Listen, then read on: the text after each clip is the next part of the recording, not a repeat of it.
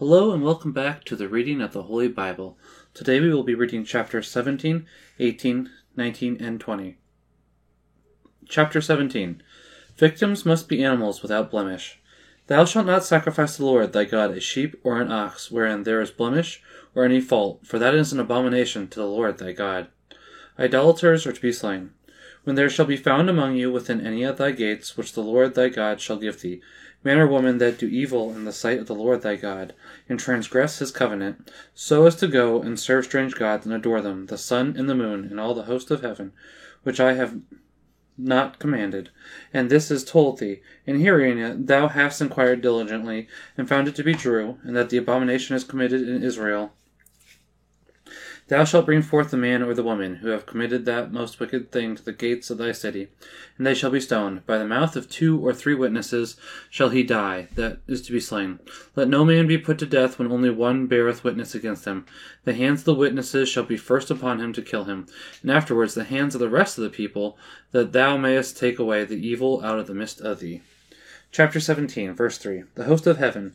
An example of the stars. This species of idolatry was most common in the East. Verse 8. If thou perceive. Here we see what authority God was pleased to give to the church guides of the Old Testament in deciding, without appeal, all controversies relating to the law, promising that they should not err therein. Surely he has not done less for the church guides of the New Testament. And that is in regards to verse 8, which we are about to read now, which is going into settlement of controversies.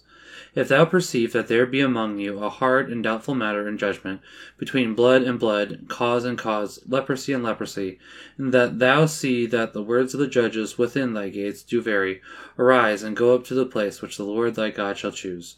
And thou shalt come to the priest of the Levitical race, and to the judge that shall be at that time, and thou shalt ask of them, and they shall show thee the truth of the judgment, and thou shalt do whatsoever they shall say, that preside in the place which the Lord shall choose, and what they shall teach thee, according to his law, and thou shalt follow their sentence. Neither shalt thou decline to the right hand, nor to the left hand, but he that will be proud and refuse to obey the commandment of the priest, who ministereth at that time to the Lord thy God, and the decree of the judge, that man shall die. And thou shalt take away the evil from Israel, and all the people hearing it shall fear, that no one afterwards swell with pride. Selection of a king. When thou art come into the land which the Lord thy God will give thee, and possess it, and shalt say, I will set a king over me, as all nations have that are round about, thou shalt set him whom the Lord thy God shall choose out of the number of thy brethren. Thou mayest not make a man of another nation king that is not thy brother. Duties of the king. And when he is made king, he shall not multiply horses to himself, nor lead back the people into Egypt, being lifted up with the number of his horsemen, especially since the Lord hath commanded you to return no more the same way. He shall not have many wives, that may allure his mind, nor immense sums of silver and gold. But after he is raised to the throne of his kingdom, he shall copy out to himself the Deuteronomy of this law in a volume, taking the copy of the priest of the Levitical tribe, and he shall have it with him, and shall read it all the days of his life, and that he may learn to fear the Lord his God, and keep his words and ceremonies that are commanded in the law, and that his heart be not lifted up with pride over his brethren, nor decline to the right or to the left, that he and his sons may reign a long time over Israel. Chapter 18. Support of priests and Levites. The priests and Levites and all that are of the same tribe shall have no part nor inheritance with the rest of Israel, because they shall eat the sacrifices of the Lord and his oblations, and they shall receive nothing else of the possession of their brethren, for the Lord himself is their inheritance, as he hath said to them. This shall be the priest's due from the people, and from them that offer victims, whether they sacrifice an ox or a sheep, they shall give to the priest the shoulder and the breast, the firstfruits also of corn, of wine, and of oil, and a part of the wool from the shearing of their sheep. For the Lord thy God hath chosen him to all thy tribes, to stand and to minister to the name of the Lord, him and his sons forever.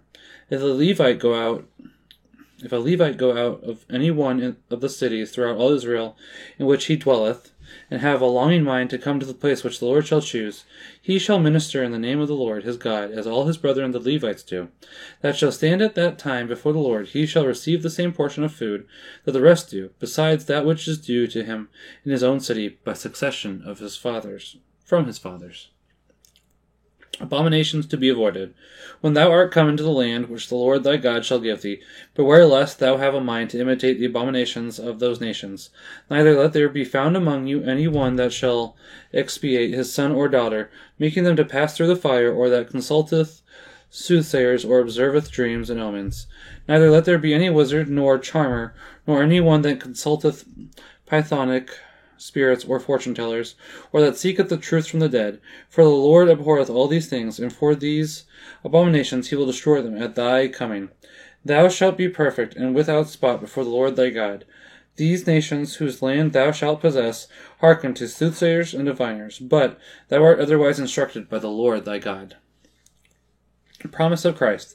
The Lord thy God will raise up to thee a prophet of thy nation, and of thy brethren, like unto me. Him thou shalt hear, as thou desirest of the Lord thy God in Horeb, when the assembly was gathered together, and saidst,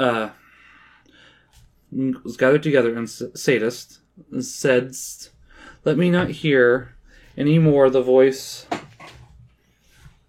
of the Lord thy God, of the Lord my God, neither let me see any more this exceeding great fire, lest I die. And the Lord said to me, They have spoken all things well. I will raise them up a prophet out of the midst of their brethren like to thee, and I will put my words in his mouth, and he shall speak to them all that I shall command him. And he that will not hear his words, which he shall speak in my name, I will be the revenger, the sign of a false prophet. But the prophet who bring corrupted with pride shall speak in my name things that I did not command him to say, or in the name of strange gods shall be slain. And if in silent thought thou answer, How shall I know the word that the Lord hath not spoken? Thou shalt have the sign, whatsoever that same prophet foretelleth in the name of the Lord, and it cometh not to pass, that thing the Lord hath not spoken, but the prophet hath forged it by the pride of his mind, and therefore thou shalt not fear him. Chapter 19. Cities of Refuge. When the Lord thy God hath destroyed the nations, whose land he will deliver to thee, and thou shalt possess it, and shalt dwell in the cities and houses thereof, thou shalt separate to thee 3 cities in the midst of the land, which the Lord will give thee in possession, paving diligently the way, and thou shalt divide the whole province of thy land equally into 3 parts, that he who is forced to flee for manslaughter may have near at hand whither to escape manslaughter. This shall be the law of the slayer, that fleeth whose life is to be saved. He that killeth his neighbor ignorantly, and who is proved to have had no hatred against him yesterday and the day before, but to have gone with him to the wood to hew wood, and in cutting down the tree the axe slipped out of his hand, and the iron slipping from the handle struck his friend, and killed him. He shall flee to one of the cities aforesaid, and live. Thus perhaps the next kinsman of him whose blood was shed, pushed on by his grief, should pursue and apprehend him. If the way be too long, and take away the life of him who is not guilty of death, because he is proved to have had no hatred before against him that was slain. Therefore I command thee that thou separate 3 cities at equal distance one from another. And when the Lord thy God shall have enlarged thy borders, as he swore to thy fathers, and shall give thee all the land that he promised them, yet so, if thou keep his commandments, and do the things which I command thee this day, that thou love the Lord thy God, and walk in his ways at all times, thou shalt add to thee other 3 cities, and shalt double the number of the 3 cities aforesaid, that innocent blood may not be shed in the midst of the land which the Lord thy God will give thee to possess, lest thou be guilty of blood. Premeditated murder. But if any man, hating his neighbor, lie in wait for his life, and rise and strike him, and he die, and he flee to one of the cities aforesaid, the ancients of his city shall send, and take him out of the place of refuge, and shall deliver him into the hand of the kinsman whose blood was shed, and he shall die. Thou shalt not pity him, and thou shalt take away the guilt of innocent blood out of Israel, that it may be well with thee. Landmarks. Thou shalt not take nor remove thy neighbor's landmark, which thy predecessors have set in thy possession, which the Lord thy God will give thee in the land that thou shalt receive to possess. Witnesses. One witness shall not rise up against any man, whatsoever the sin or wickedness be, but in the mouth of 2 or 3 witnesses every word shall stand. Punishment of false witness. If a lying witness stand against a man, accusing him of transgression, both of them, between whom the controversy is, shall stand before the Lord in the sight of the priests, and the judges that shall be in those days. And when after most diligent inquisition they shall find that the false witness hath told a lie against his brother, they shall render to him as he meant to do to his brother, and thou shalt take away the evil out of the midst of thee, that others hearing may fear, and may not dare to do such things. Thou shalt not pity him, but shalt require life for life, eye for eye, tooth for tooth, hand for hand, foot for foot. Chapter 20. Priest encouragement in battle. If thou go out to war against thy enemies, and see horsemen and chariots, and the numbers of the enemy's army greater than thine, thou shalt not fear them, because the Lord thy God is with thee, who brought thee out of the land of Egypt. And when the battle is now at hand, the priest shall stand before the army, and shall speak to the people in this manner. Hear, O Israel, you join battle this day against your enemies. Let not your heart be dismayed. Be not afraid. Do not give back. Fear ye them not. Because the Lord your God is in the midst of you, and will fight for you against your enemies to deliver you from danger. Exceptions from military service. And the captain shall proclaim through every band in the hearing of the army, What man is there that hath built a new house, and hath not dedicated it? Let him go and return to his house, lest he die in the battle, and another man dedicate it.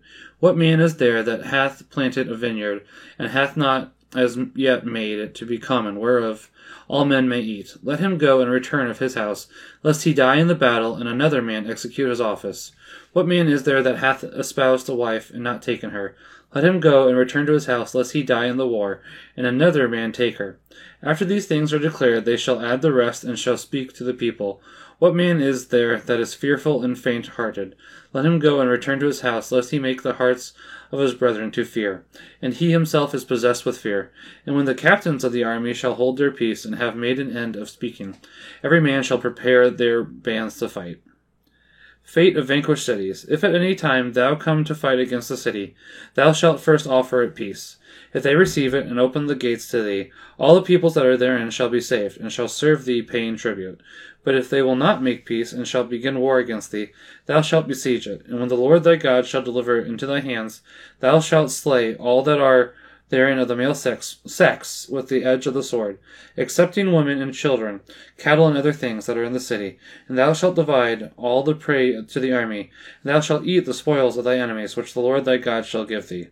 So shalt thou do to all cities that are at a great distance from thee, and are not of these cities which thou shalt receive in possession.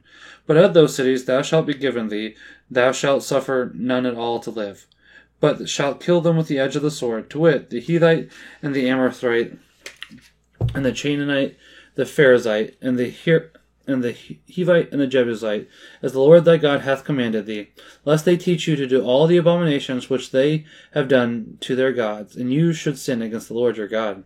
Fruitful trees may not be destroyed. When thou hast besieged a city a long time, and hath compassed it with bulwarks to take it, thou shalt not cut down the trees that may be eaten of, neither shalt thou spoil the country round about with axes. For it is a tree, and not a man, neither can it increase the number of them that fight against thee. But if there be any trees that are not fruitful, but wild, and fit for other uses, cut them down, and make engines, until thou take the city, which fighteth against thee. That was chapters 17, 18, 19, and 20 of Deuteronomy. Thank you very much for joining me. Make sure you join in next week for chapters 21, 22, 23, and 24 of Deuteronomy. As always, I thank you very much, and I hope that you all have a great week, and God bless.